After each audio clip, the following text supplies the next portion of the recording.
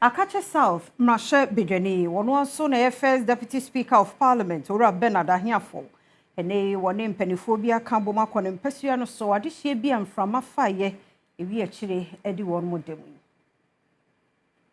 ebra wo konsra no abedwako yi ene omanfo a wo ho aka ewo ensuyire yi mu atwetwe enkomo na wogina so edi roofing sheet ema emusua isebe ya obetimi edi abo won dan so ebiem emfa ho se na first deputy speaker Bernard Ahiafor Mrashe Bidjani ugina momanfo Akatsi South abato mpesua so na woni omanyi mu ebra ensuo yi etso yi a epa omanfo dan so no ene yi woni menslipe nimpa wa Akatsi South Daniel Dagba nadmo director Mawuli Okulu Egos ene mpanifo bi eka no ho akoho no mu a wokomo omanfo hyeden aboa wo mu sebe ya wasetere mu behenha wo mu bio okiri mu se wode nkrata akwakoto National Disaster Management Organization hwaniti ase nadmofo ani mu a wo hye kwan se ene be bia wo manfo hi ye bema wo mo hwan ha wo mo no ode bema wo mo okowi akwansra ni nyina wo municipal hospital ye honom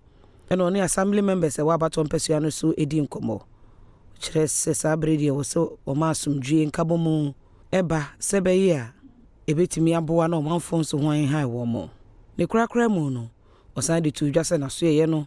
ede hyehyeye eba ehina mahoden enhoma ye wo se wosa ewo abato mpesua no so nyina wo betimi aye no be shase wa lokpa asadame blockpo eni peveno eni nyina no wogidi yese ebetimi aboa na o manfo asetena mu nso akoyi